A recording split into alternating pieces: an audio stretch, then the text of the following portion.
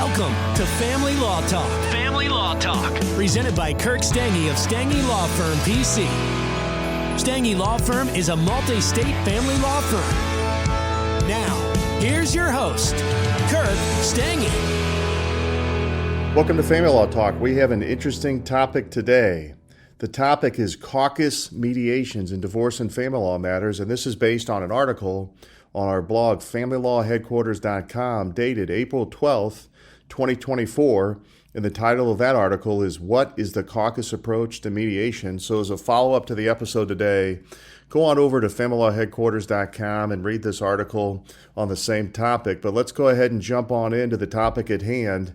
The truth of the matter is mediation is very popular in divorce and family law matters for folks looking to resolve their case outside of court. Mediation is often the first thing that most individuals think about is a possibility for trying to resolve their case. When talking about mediation, though, there's differences, there's nuances in terms of how mediation can take place. And I think this is something lots of individuals miss or don't understand about mediation in terms of how it works. And so let's try to break some of this down. I mean, the first issue is court-ordered mediation versus voluntary mediation. Some courts will order parties to do mediation, and we call that court-ordered mediation. And obviously the laws in each state can vary in terms of what a judge is allowed to do or not do, but it's not uncommon in a lot of courts for the judge to order the parties going through a divorce or family law matter to go to mediation, court-ordered mediation, and sometimes they're required to do it for a certain length of time. Maybe a couple hours or a few hours or something like that. Again, it's going to vary based on the case.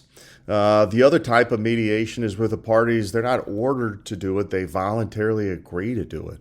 So sometimes parties will go to mediation before ever filing the divorce or family law matter, and they'll agree to do it, and they try to work things out.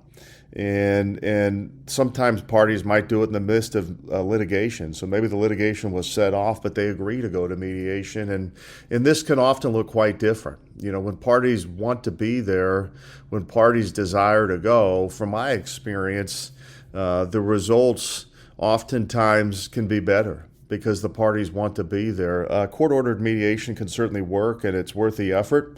But from my experience, if the parties don't want to do it, they're doing it because they have to, then really the percentages of success can go down dramatically in terms of court-ordered versus voluntary mediation. And certainly when it's court-ordered mediation, the judge is often picking somebody.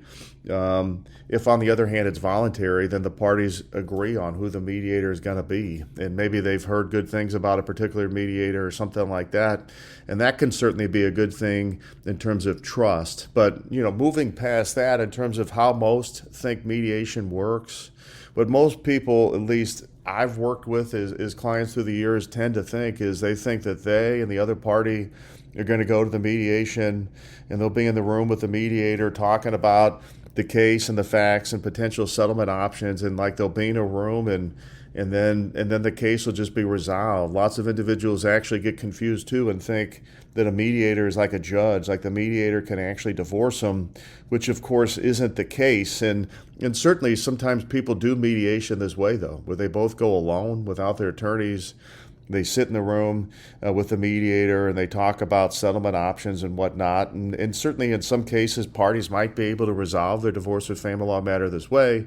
From my experience, so that often is not the case. And people say, well, why would that not be the case? And at least in terms of what I've seen through the years, the issue is that, look, if parties could just sit down and talk and figure this stuff out in terms of how their divorce was going to work, they might not even need a mediator to begin with.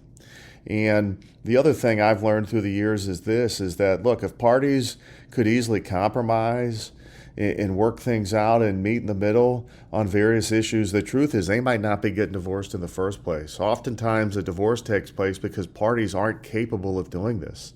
They are not able to do this. So from my vantage point, you know, going alone in with a mediator, sometimes it works, but I'd say at least an equal amount of the time it doesn't.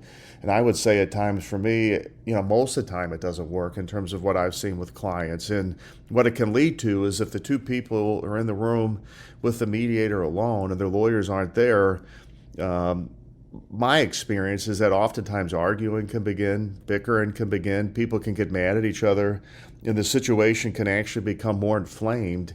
And then what ends up happening is people storm out of mediation maybe more upset than they originally were, and they don't even reach any kind of settlement. And in fact, it just sets off litigation, okay? So then when you get to the topic at hand, you say, well, what is this caucus approach?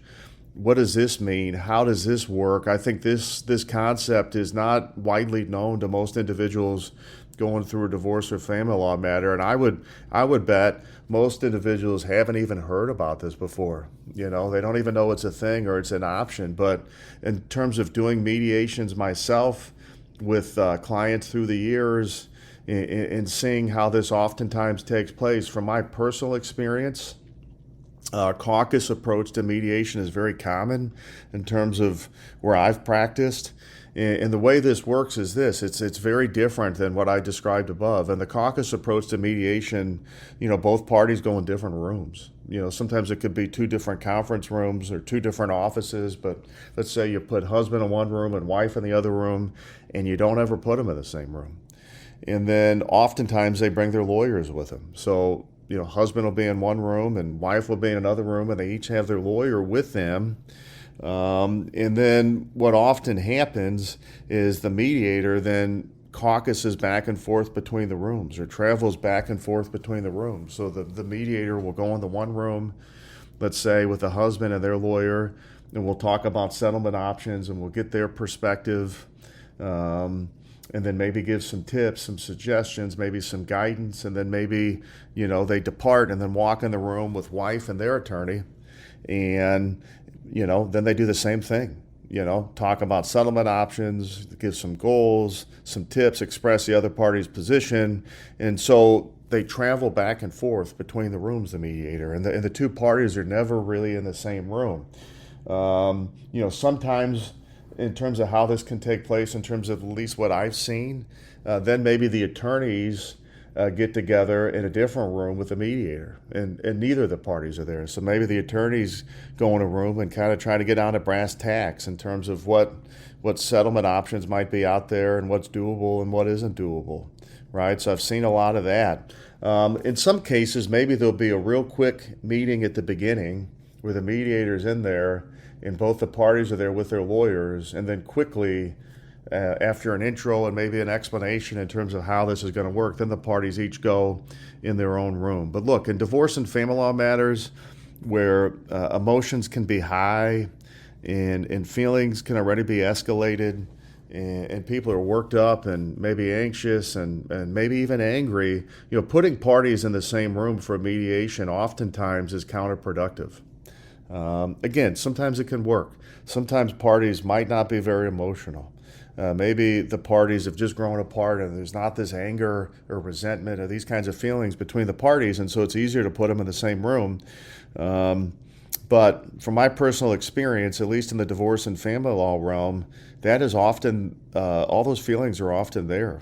Those complexities are often there. Also, in a lot of relationships, there can be one party who's oftentimes more dominant in terms of the decision making, and the other parties maybe had a history of being kind of barreled over, if you will. In these kinds of circumstances, putting the parties in the same room could just further that too, where the one party just sort of rolls over the other party, and then the other party is not happy with the results or the settlement or whatnot, and so it's not good there as well. So look, the caucus approach to mediation is the topic at hand, and again, the way this works is how I've described it, which is the parties are generally separated in their own rooms, apart from each other, and then the mediator goes back and forth. Now, another question individuals often have is, well, how long can this take? Well, the way I would explain this is it depends. And it's really based on how far apart the parties are, how many issues are in play. But caucus mediations, in theory, could take days. It could take days of going back and forth with proposals and counter proposals and working through one issue and then another issue for parties to be able to reach a settlement. So don't necessarily expect that it'll be quick and easy. I mean, maybe sometimes that can happen, but oftentimes not. Oftentimes this takes many hours or multiple days in order for an agreement to be reached through a caucus approach to mediation. All right. So again, this is the topic at hand today. Definitely an interesting topic, and I think one that not a lot of parties know a lot about. So I think it's important for parties who are thinking about mediation to contemplate, does it make sense to be in the same room with the other party, or is that going to be counterproductive? And if it's counterproductive, maybe think about the caucus approach to mediation. The other piece to this too is, do you bring your attorney to the mediation or do you not? I've talked about this topic with lots of attorneys through the years. My general belief is bringing your attorney to mediation is a good thing. I mean, particularly if you don't have a lot of legal knowledge, having your lawyer there is a good thing. I mean, you don't want to go to mediation and agree to something and then have regrets about it. So from my vantage point, mediations are best served by the attorneys being there. Although I will say with court-ordered mediation, my experience is oftentimes the attorneys don't go. The parties go along just with the mediator and the attorneys aren't there. Again, maybe lawyers have seen this differently than I have, but from my vantage point, if a settlement's to be had, having the lawyers there is definitely a good thing and can help ensure the parties' questions are answered. And if there's a legal issue, the lawyers can give legal advice on the settlement terms that are being thrown out there. And so I think bringing the lawyers is generally a good thing. But like I said, with court-ordered mediation, oftentimes it doesn't happen. All right, well, that's the topic today. Again, as a follow-up to the episode today, go on over to familylawheadquarters.com. Read the article titled, "What is the Caucus Approach to Mediation?" It will give you more information on this topic. But thanks for tuning in. Stay tuned to our next episode on Family Law Talk coming up. Thank you very much. Thank you for listening to Family Law Talk with Kirk Stange. Visit StangeLawFirm.com for more about today's topic or to put Stange Law Firm to work for your family today. The choice of a lawyer is an important decision and should not be based solely on advertisements.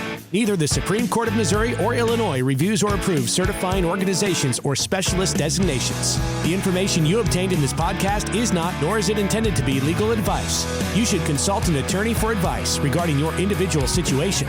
We invite you to contact us and welcome your calls, letters, and electronic mail. Contacting us does not create an attorney-client relationship.